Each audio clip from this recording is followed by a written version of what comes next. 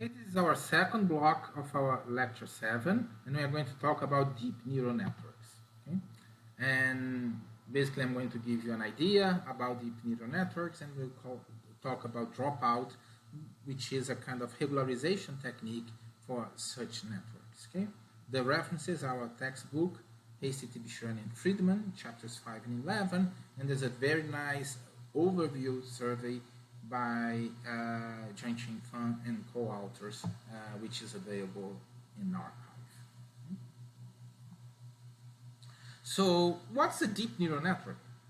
It's very simple. It's just a neural network with more than one hidden layer. So that's how we move from shallow to deep neural networks. Okay, the layers might be fully connected or not, and we can allow for a different number of units in each hidden layer. Okay, and also different activation functions. Although modern deep neural networks usually uses rectified linear units in the hidden layers, and the reason for that is very simple. In fact, there are two reasons. The first one is computational efficiency. It's much faster to train neural networks with ReLU than with hyperbolic tangent or logistic sigmoids. And second, there are recent papers showing that ReLU functions also form a basis for Borel measurable functions, and so it's a universal approximator. So it's a very, very flexible activation function. And the estimation algorithm is basically stochastic gradient descent with or without dropout. So stochastic gradient descent is just gradient descent running on random batches of the data. And dropout, as we are going to see, is a kind of regularization technique. So it has been very successful in many complex applications. That's why deep neural networks kind of a buzzword now. So Google Neural Machine Translation, lip reading, Google Maps and Street Views, and many more other applications. Okay, and there is a very nice paper which is on our Google Drive folder that says that while the universal approximation property holds both for hierarchical and shallow networks, deep networks can approximate the class of compositional functions as well as shallow networks, but with exponentially lower number of training parameters and sample complexity. So basically, what the translating this sentence basically says that okay, we can approximate functions with with shallow neural networks with one hidden layer, but probably you're going to need a lot of hidden units, so the combinations of basis functions would be large. Okay? In terms of the Sieb's vocabulary, you have to make the J term, that the number of terms in the summation very, very large, and the number of hidden neurons very, very large. Okay?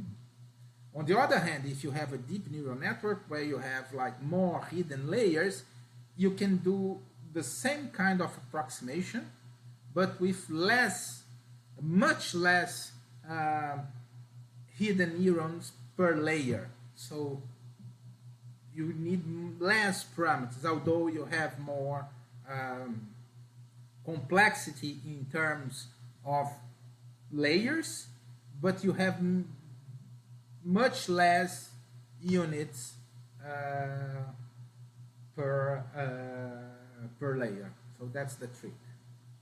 Okay. So this is a graphical representation of a shallow neural network. So just one hidden layer here.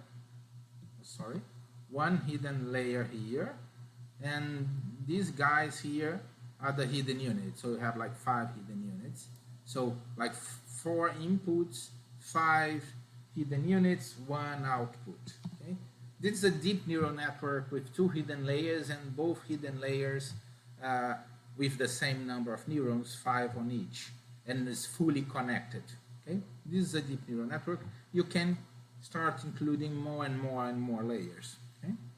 And you may ask now, how many layers? Trial and error. There's no theory whatsoever now to or testing procedure to determine the number of layers, like you have to play by heart and do like different choices. And there's another point, that's how many units per layer. So also you have to keep like more limited. So it's basically, so far what you see is that like different neural networks, you try different neural networks and you can use kind of cross validation, and you see the one with the best performance. But there's no like closed formula or closed procedure to determine the architecture of the neural network. We can discuss more about that during our live session on Friday. Okay?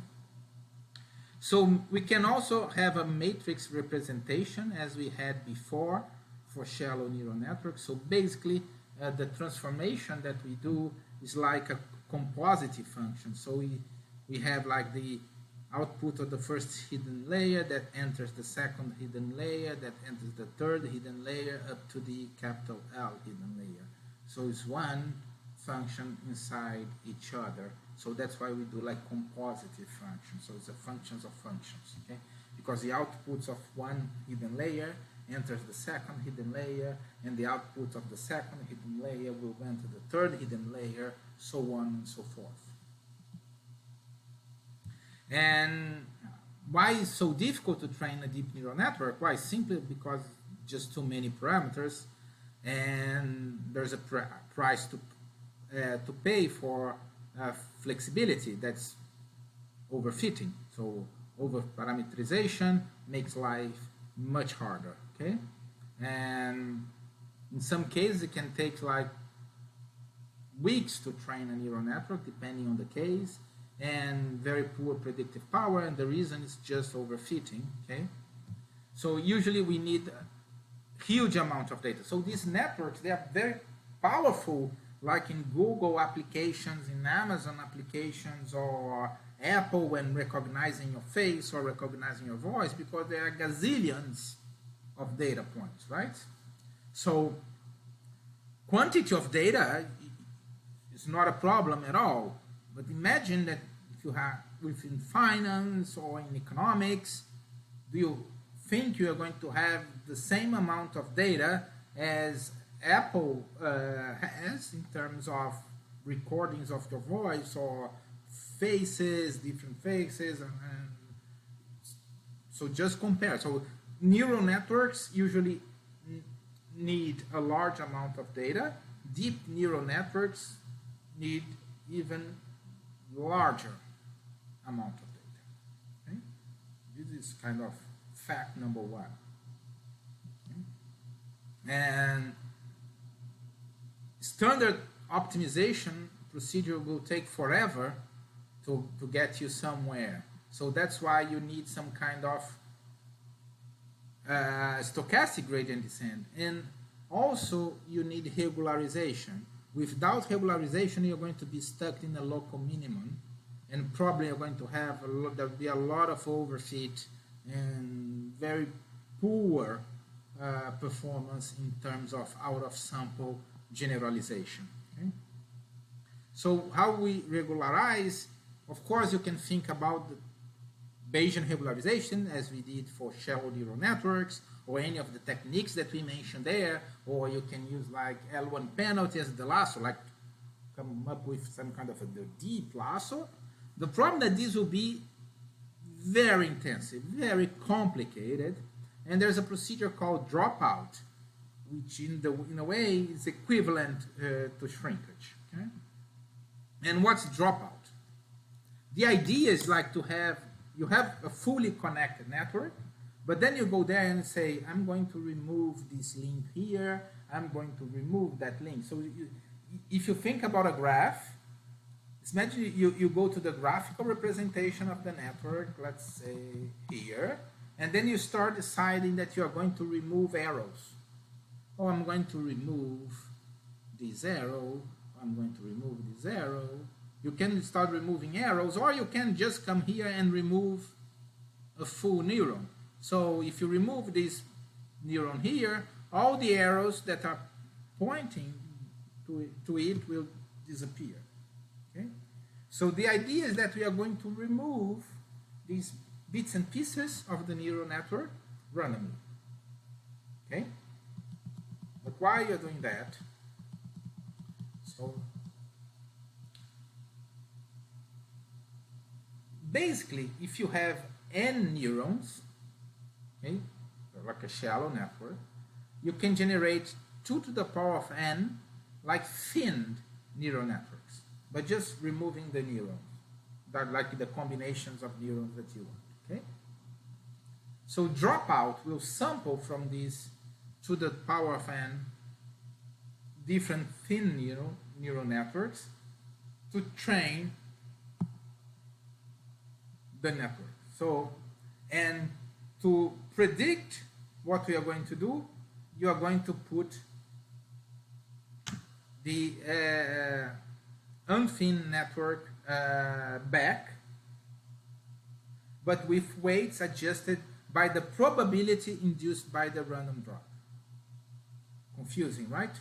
So let me give you an example again. So imagine that you have 3 neurons, okay? And these are kind of giving you an output.